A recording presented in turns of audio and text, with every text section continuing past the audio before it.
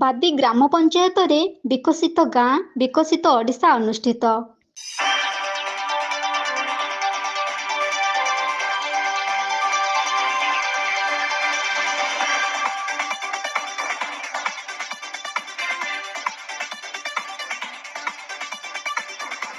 ନୂଆପଡ଼ା ଜିଲ୍ଲା ଖଡ଼ିଆଳ ବ୍ଲକ ଅନ୍ତର୍ଗତ ବାଦି ଗ୍ରାମ ପଞ୍ଚାୟତର ରାଜୀବ ଗାନ୍ଧୀ ସଭାଗୃହଠାରେ ଅନୁଷ୍ଠିତ ହୋଇଯାଇଛି ବିକଶିତ ଗାଁ ବିକଶିତ ଓଡ଼ିଶା। ଏଥିରେ ବାଦି ଗ୍ରାମ ପଞ୍ଚାୟତର ସରପଞ୍ଚ ଶ୍ରୀମତୀ ମୀନା ଜାଲଙ୍କ ସଭାପତିତ୍ୱରେ ବିକଶିତ ଗାଁ ବିକଶିତ ଓଡ଼ିଶା ସଭା ଅନୁଷ୍ଠିତ ହୋଇଯାଇଥିଲା। ଏହି ସଭା କାର୍ଯ୍ୟରେ ନାୟବ sarpanch Sasmita Bag, JE Madhusmita, GRS Nibedita Padhi, CRP MBK member, anganwadi କର୍ମୀ, ୱାର୍ଡ ମେମ୍ବରମାନେ ଯୋଗ ଦେଇଥିଲେ। ଖୁବ୍ ଉତ୍ସାହ ସହକାରେ ଉପସ୍ଥିତ ସଦସ୍ୟଙ୍କ ଦ୍ୱାରା ଶୃଙ୍ଖଳାର ସହିତ ସଭା କାର୍ଯ୍ୟ ଆୟୋଜନ ହୋଇଥିବା ବେଳେ ଲୋକଙ୍କ ମନରେ ଖୁବ୍ ଉତ୍ସାହ ଭରି ରହିଥିବା ଜଣାପଡ଼ୁଥିଲା। ଗାଁ ବିକାଶ ହେଲେ ଓଡ଼ିଶା ବିକାଶ ହେବ।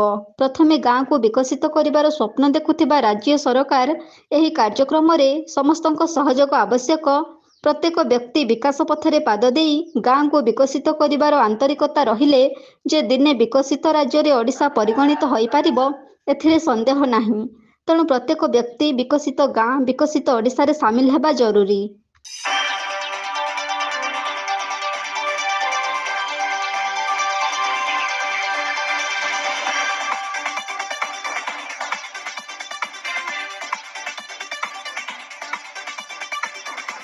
ଏହି ବୈଠକରେ ବିକଶିତ ଗାଁ ବିକଶିତ ଓଡ଼ିଶା ଅନୁସାରେ କାର୍ଯ୍ୟର ଯୋଜନା ପ୍ରସ୍ତୁତ କରିବା ଉପରେ ଚର୍ଚ୍ଚା ହୋଇଥିଲା।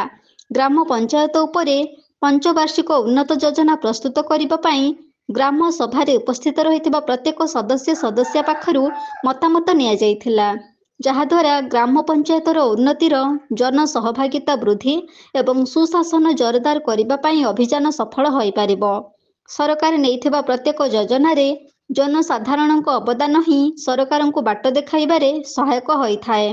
ଜନସାଧାରଣଙ୍କୁ ନେଇ ସରକାର ଆଗକୁ ବଢ଼ିବା ପାଇଁ ନିଷ୍ପତ୍ତି ସ୍ୱାଗତଯୋଗ୍ୟ ହୋଇଥିବା ବେଳେ ସରକାରଙ୍କ ପ୍ରତ୍ୟେକ ଯୋଜନାର କାର୍ଯ୍ୟକ୍ରମ ସାମିଲ ହୋଇ ବିକାଶର ମନୋଭାବକୁ ଦୃଢ଼ କରିବା ଆବଶ୍ୟକତାକୁ ନେଇ ସରକାରୀ ସ୍ତରରେ ଦୃଢ଼ ପଦକ୍ଷେପ ନିଆଯାଇଛି।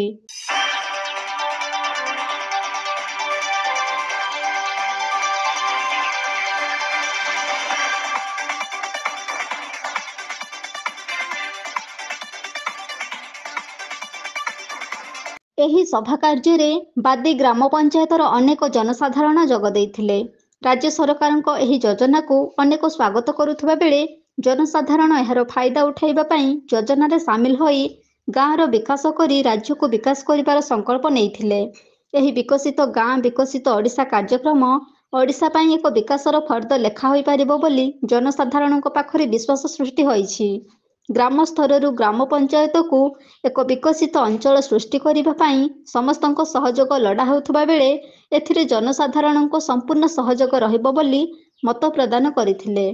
ଖୁବ୍ ଶାନ୍ତି ଶୃଙ୍ଖଳାର ସହିତ ବିକଶିତ ଗାଁ ବିକଶିତ ଓଡ଼ିଶାର ସଭା କାର୍ଯ୍ୟ ଅନୁଷ୍ଠିତ ହୋଇଯାଇଥିଲା। ସଭା ଶେଷରେ ସଭାପତିତ୍ୱ କରୁଥିବା ବାଦି ଗ୍ରାମ ପଞ୍ଚାୟତର ସରପଞ୍ଚ ଶ୍ରୀମତୀ ମୀନା ଜାଲଙ୍କୁ ଅଶେଷ ଧନ୍ୟବାଦ ଅର୍ପଣ କରି ସଭା କାର୍ଯ୍ୟ ଶେଷ କରିଥିଲେ।